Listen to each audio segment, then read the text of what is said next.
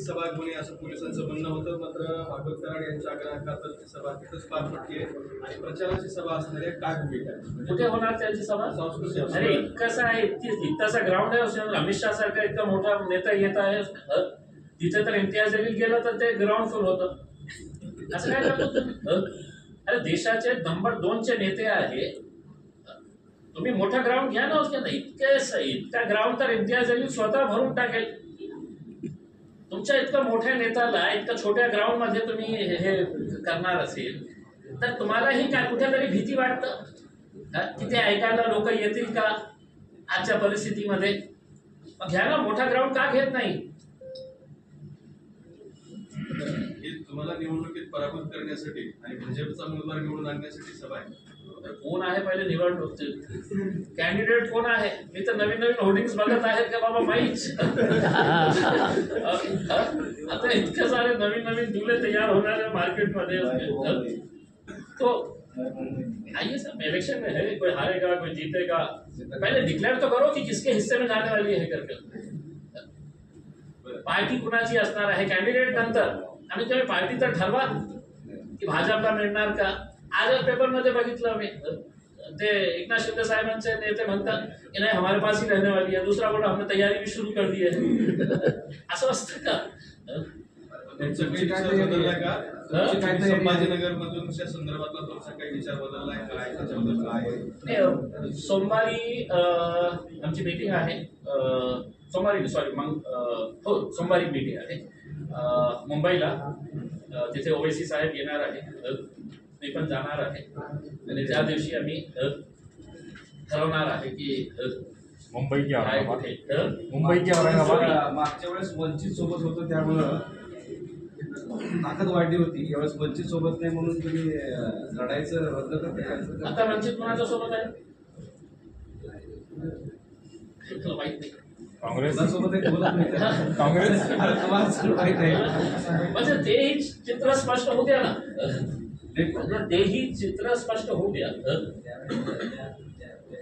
देखिए एक बात ईमानदारी से कि 2014ला कुणालाही माहित नाही होतं की इम्तियाज जलील इथे येणार, निवडणूक लढणार आणि ते जिंकणार. 2019 मध्ये अनेक मोठे मोठे दिग्गजांनी सांगितलं होतं की शक्यच नाही या जिल्ह्यामध्ये शिवसेनेला कोणी पाडू शकेल. हे खरी परिस्थिती होती, हे सगळ्यांना माहित होतं. तुम्हाला पण माहित होतं? नाही, मला तर मी भांडण करून मी फाईट करून हे तिकीट आणलं होतं.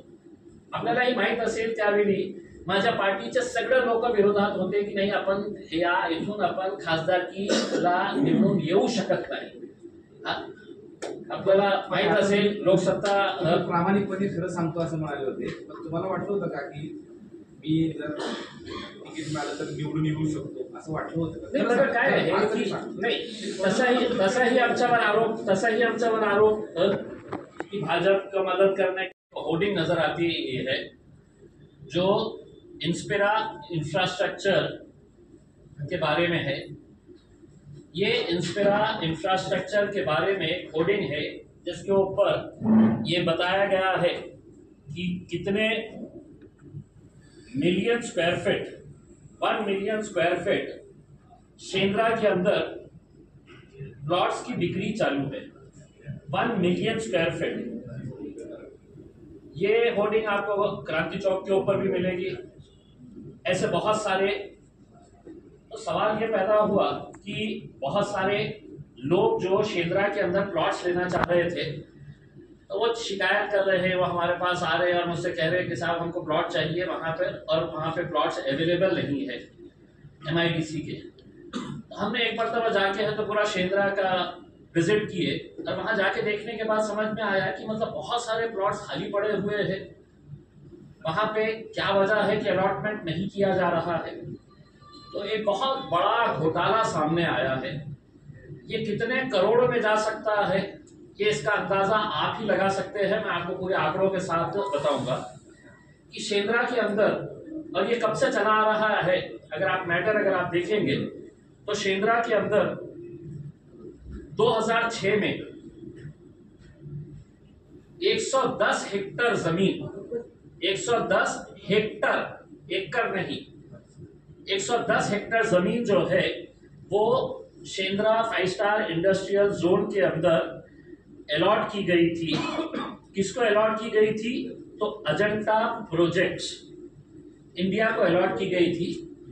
वहां पर उन्होंने ये बताए थे कि हम एक SEZ यहाँ पे लेके आ रहे हैं। SEZ काय का लेके आ रहे हैं? तो फार्मास्यूटिकल का हम एक SEZ लेके आ रहे हैं। उन्होंने पूरा प्रोसेस कंप्लीट किया। 110 हेक्टेयर जमीन अपने नाम के ऊपर अलॉट करके लिए। कितने में जमीन मिली उनको? 100 रुपये पर स्क्वायर फीट के हिसाब से उनको जमीन मिली। बताए कि SEZ आने वाला है, हम इतने 1000 करोड़ इसके अंदर इन्वेस्ट करने वाले हैं, इतने सारे लोगों को रोजगार मिलने वाला है करके पूरे परमिशंस लेके आए। बाद में उन्होंने ये था कि 110 हेक्टेयर एक ही जगह के ऊपर नहीं मिल रही थी, तो उन्होंने कहा कि 100 हेक्टेयर एक जगह के ऊपर और दूसरी जगह के ऊपर 10 हेक्टेयर उन्होंने ऐसा करवा लिए। 2007 के अंदर उनको परमिशन मिल गई SEZ स्टार्ट करने के लिए। और फिर उसके बाद उन्होंने 2017 के अंदर 2007 परमिशन मिल गई। 2017 के अंदर उन्होंने ये किए कि साहब वहां पे है तो 30 एकड़ के ऊपर किसानों का विरोध है कि किसान हमको काम नहीं करने दे रहे हैं, वो विरोध के चलते है तो हमारा डिफिकल्ट जा रहा है करके 30 एकड़ के ऊपर 110 हेक्टेयर के अंदर से 30 एकड़ के ऊपर किसानों का विरोध है करके गवर्नमेंट ने बोली ठीक है 30 एकड़ का जो है वो हम किसानों को वापस कर देते हैं। वो किसान लोग खेती कोर्ट में भी गए, कोर्ट के अंदर उनको ऑर्डर मिला, वो 30 एकड़ किसानों को वापस कर दिए। 2017 के अंदर इन्होंने ये बोला कि मतलब हम ये SEZ कैंसिल कर रहे हैं। इसके अंदर देखिए कितने सारे इतने जो 2006 से लेकर 2008 तक के अंदर कितने सारे उद्योग मंत्रियां आए हुए हैं। इनका कहीं ना कहीं सबका है तो कुछ ना कुछ हिस्सेदारी है। अब आप 2006 के अंदर कौन थे, 2007 के अंदर, 2017 के अंदर कौन थे? तो 2017 के अंदर इन्होंने ये किया कि भाई पूरा SEZ हम कैंसिल कर रहे हैं करके। तो इन्होंने है तो किसी तरह से सेंट्रल गवर्नमेंट से मैनेज करे और बोले हम ये SEZ कैंसिल कर रहे हैं करके। और वो SEZ अकेले सिर्फ इन्होंने नहीं किए, बहुत सारे ऐसे जो महाराष्ट्र के अंदर SEZ के नाम के ऊपर जमीनें 100 रुपये स्क्वायर फीट के हिसाब से लिए थे। बाद में है तो ये पूरे के पूरे 50% SEZ जो है वो कैंसिल कर दिए कि भाई ये SEZ नहीं हो रहे हैं, कुछ ना कुछ बहाना करके। अब सवाल ये पैदा होता है कि इन्होंने है तो जमीन तो ले लिए। MIDC का रूल बड़ा स्पेसिफिक है कि अगर आप एक छोटा इंडस्ट्री डालना है या बड़ी से बड़ी इंडस्ट्री डालना है, एक टाइम फ्रेम दिया जाता है कि इतने टाइम के अंदर है तो आपने इतना कंप्लीशन कर लेना करके, वरना उसके बाद पेनल्टी लगती है। आप ओपन प्लॉट तो रख ही नहीं सकते, ये उनका MIDC का रूल ही है, नियम ही है। 2007 से लेकर 2017 तक एक ईंट भी नहीं लगाई गई थी वहां पे। उसके बाद उन्होंने क्या किए कि ये अजंता प्रोजेक्ट्स नाम की इनकी जो कंपनी थी, messrs Ajanta project India limited नाम की जो कंपनी थी, अब उसके नाम पे अलॉट हुआ था। अजंता फार्मा इन्हीं की कंपनी है, नाम बड़ा है, तो इन्होंने क्या किए कि अप्लाई किए कि साहब हमारे को हमारा नाम चेंज करने का है, और उन्होंने अपना नाम चेंज करवाए इंस्पिरा INSPIRA इंफ्रास्ट्रक्चर ब्रैकेट के अंदर औरंगाबाद लिमिटेड। उन्होंने ये नाम चेंज करवा लिए। अब चेंज जब कराए उन्होंने तो उन्होंने ये बोला कि SEZ कैंसिल हो गया है, हम एक दूसरा इंडस्ट्रियल प्रोजेक्ट हम वहां पे लेके आ रहे हैं करके। उसमें तो कौन सा इंडस्ट्रियल प्रोजेक्ट वो वहां पे लेके आ रहे थे? इंटीग्रेटेड इंडस्ट्रियल एरिया हम डेव्हलप कर रहे हैं। इंटिग्रेटेड इंडस्ट्रियल और डील झाली होती असं काय करतो तर हे असं सांगणारे खूप सारे लोक होते। पण मला प्रामाणिकपणे माहित होतं की नाही यावेळी आपण जिंकून येणार म्हणजे येणार, म्हणून मग मी माझं सगळं करिअर दावला टाकलं होतं। आता काय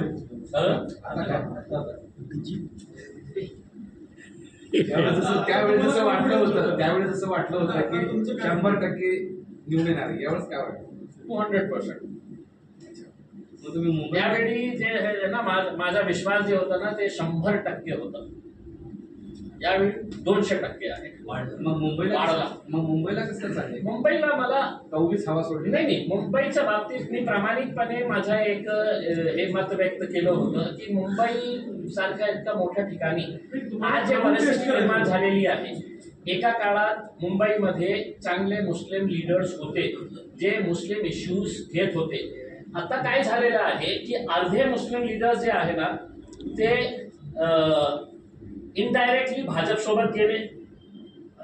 म्हणजे ते डायरेक्टली सांगता येत नाही कारण नाही साहब हम तो इनके साथ गए, अजित दादा के साथ गए, हम तो इनके साथ गए हे करके ते सांगून इनडायरेक्टली भाजप सोबत गेले.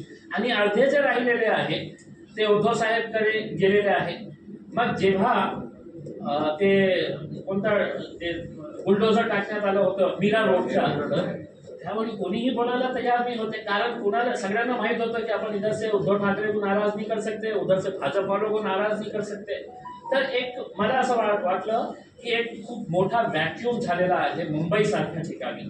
आणि मुंबईची लिडरशिप म्हणजे महाराष्ट्राची लिडरशिप आपण समजू शकतो.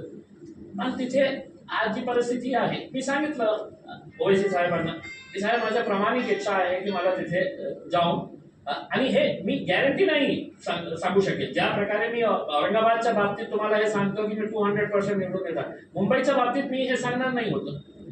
पण मी नक्की एक प्रयत्न करणार होता.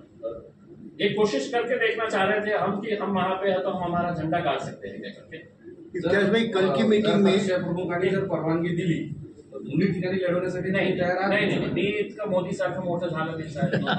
मी एका ठिकाणी इम्तियाज भाई महाराष्ट्र में से कितनी सीट आप लोग लड़ाने वाले MIM की? देखिए हमारा मैं जैसा बताया हूँ कि मुंबई में ओवैसी साहब आने वाले हैं और मुंबई में मीटिंग करके हम डिसाइड करने वाले हैं. मुंबई मंडे तक है तो आपके पास पिक्चर क्लियर हो जाएगा कि हम तकरीबन कितनी आप लोग नहीं स्टडी के ऊपर क्या? अभी तो वाले साहब अभी सिचुएशन ऐसी है कि जहाँ पर हमने कभी लड़ने का सोचे ही नहीं थे कि लोकसभा हम लड़ेंगे करके. वहाँ की सिचुएशन और परिस्थितियाँ ऐसी बदल चुकी है कि हम सोच रहे हैं कि क्यों नहीं वहाँ पे क्यों नहीं हम लड़ सकते हैं करके. तो ऐसे जितने भी अभी फिलहाल जो यहाँ से कूद रहे हैं रात में एक पार्टी में रहते हैं सुबह नींद में से उठे उठे तक पता चलता है कि उन्हें दूसरी पार्टी में चले गया है करके. लोग भी है तो बहुत ऊब चुके हैं. ये बात भी है तो आप एक समझ लेना चाहिए कि लोग है तो हर राजनीतिक पार्टी से इतना ऊब चुके हैं. और मुझे इस बात का बहुत डर सता रहा है कि महाराष्ट्र के अंदर वोटिंग परसेंटेज इस बार सबसे कम रहने वाला है. उसकी वजह यह है कि लोगों को लग रहा है कि यार मैं किस पे भरोसा करूं, किसको वोट डालूं. मैं जिसको डाल रहा है उन्हें पैसा ले ले रहा है जाके दूसरी पार्टी के अंदर बैठ जा रहा है.